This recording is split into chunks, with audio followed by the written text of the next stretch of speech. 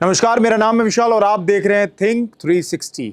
अभी तक हमने मूवीज में देखा है कि फेक इनकम टैक्स की रेड मारी जाती है, लेकिन सिरोही जिले का एक बहुत बड़ा मामला सामने आया है जहां पर फेक एटीएस के नाम से एक व्यक्ति को रातों रात उसके होटल के कमरे से उठाया जाता है।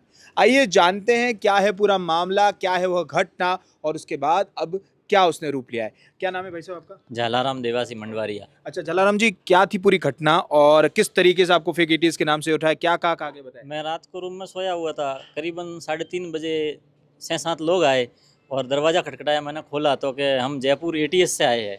तो क्या नाम लिया था जयपुर एटीएस, क्या बोला था? विकास कुमार, जयपुर एटीएस। अच्छा हाँ। हाँ जी, विकास कुमार कहा था उन्होंने, तो मैंने नाम सुना हुआ है। तो मैंने कहा ठीक है, यदि अपने को उठा रहे तो अपन ने कोई किया होगा, पर मेरे मन में था अपन ने कुछ किया नहीं तो थाने लेके जाएंगे। तो फिर वो थाने ना ले जाके मेरे को सीधा थाने से गाड़ी इधर मोड़ी, वो ढूंढई पुलिया से, थाना इस साइड था। तो मैंने थोड़ा फिर वो हल्ला किया, मैंने कहा कहाँ लेके जा रहे हो? तो फिर एक मिनट, कितने लोग थे आपको एटीएस वाले या साथ में जब उठाने आए ये फेक एटीएस बनकर, कितने लोग थे साथी उनके? सर 7-8 लोग थे। 7-8 लोग आपको रात को उठाने हाँ आए? जी, जो कैमरे में दिख रहे हैं वो सीसीटीवी कैमरे में 7-8 लोग हैं। अच्छा फिर? मैंने तो एक्चुअली मेरी गाड़ी में 5-6 लोग थे, दूसरी गाड़ी में भी थे। तो जब अंदर आए तो वो कैमरे में मैंने अभी देखा है, हाँ। सीसीटीवी में तो 7-8 लोग थे। अच्छा, उन्होंने फिर आपको माधव पुलिया पे लेके गए, फिर माधव पुलिया पे ले जाके उन्होंने वीडियो कॉल कराया कि यही आदमी है। तो उन्होंने कहा हाँ यही आदमी है। किनको वीडियो कॉल किया? उसमें उन्होंने टोटल 4 जनों को वीडियो कॉल किया था। उनमें से मैं 2 जनों को जानता हूँ, 2 जनों को नहीं जानता हूँ। क्या नाम थे उन दो के? एक तो खुशवंत रावल भूतगांव था जिसको मैं जानता हूँ, और एक राजू राम रावल जो है मणादर का निवासी, उनको मैं जानता हूँ। अच्छा फिर क्या हुआ आगे? उन्होंने कहा कि फिर आगे जाके इन्होंने कहा कि तुम्हारा कोई लेन देन बाकी है इसलिए तुमको उठाया है। तो मैंने कहा ऐसा कोई लेन देन बाकी नहीं है। तो फिर उन्होंने वापस उसको फ़ोन किया कि ये तो मना कर रहा है। तो कि नहीं तुम इसको ठिकाने लेके जाओ तो इस पता चलेगा। ऐसा वीडियो कॉल वालों ने कहा? हाँ, वीडियो कॉल वालों ने कहा नहीं तुम इसको ठिकाने पर लेके जाओ तो पता चलेगा, वरना ये ऐसे नहीं बोलेगा। आपने हो हल्ला नहीं किया था? सर अभी वो 5-6 जने लोग थे, गाड़ी बंद थी, मैं ओला करता भी तो होता क्या। फिर क्या हुआ आगे?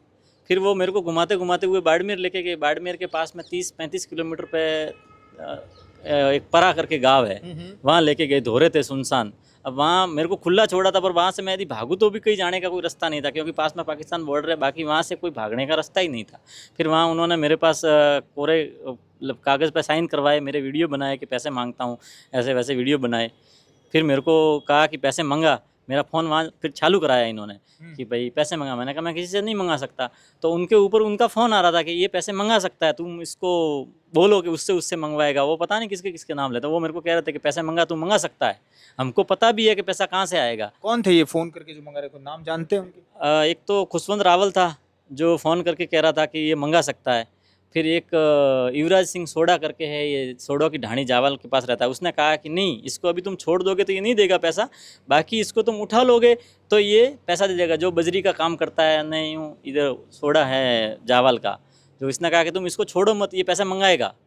फिर मैंने उनको कहा मैं पैसे नहीं मंगा सकता, मेरे पास है ही नहीं। मैंने उनको ऐसे ही कहा कि मेरे ऊपर ऑलरेडी मेरे पास पैसा था पहले, पर अभी नहीं है। मैं उनको तो ये थोड़ी कह सकता हूँ कि पैसा है मंगा सकता हूँ। मैंने कहा अभी मेरे पास पैसा नहीं है और नहीं मंगा सकता। फिर उन्होंने 3-4-5 घंटे तक, 4 बजे तक उधर उधर घुमाया, पैसे मंगाओ, फिर नहीं मंगाए। फिर उनके ऊपर पता नहीं किसके कोई फ़ोन आ रहे थे। फिर वो आपस में बातें करने लगे। उन्होंने कहा अभी तू कितना दे सकता है? मैंने कहा अभी मेरे पास पैसा है ही नहीं। तो 10 लाख दे दे, हम तेरे को छोड़ देते। मैंने कहा है ही नहीं। 5 दे दे।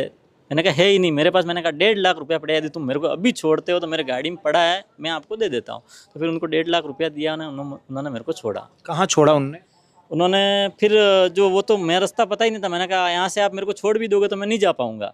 तो फिर इन्होंने मेरे को एक रोड है हाईवे, वहाँ ले जाके छोड़ा मेरे को। फिर वहाँ खाना भी खिलाया उन्होंने कि अभी चलो तू खाना खा ले, अब हम तेरे को छोड़ देते। फिर खाना खिला के छोड़ दिया। खाना खिला? हाँ, खाना खिलाया अच्छा, था। इस बार में कोई हाथापाई की आपसे किसी प्रकार की? नहीं सर, हाथापाई नहीं करी, पर उन्होंने जो फ़ोन आ रहे थे वो कह रहे थे इसके हाथ पैर तोड़ दो, इसको मार के फेंक दो। खुशवंत को वीडियो कॉल करा था, उन्होंने फ़ोन करा खुशवंत को कि भाई ये तो पैसे तो नहीं दे रहा है, इसके पास पैसा तो है ही नहीं।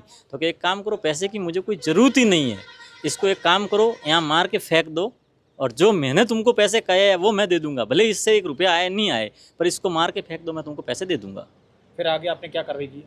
फिर मैंने सर वहाँ से मैं आया, उन्होंने छोड़ा तो फिर मैं आया माउंट आबू, सीधा घर गया ही नहीं। फिर माउंट आबू आके वो जहाँ होटल में रुका था वहाँ से वो सीसीटीवी फुटेज निकाले। फिर फुटेज निकाल के थाने गया, थाने में रिपोर्ट दी।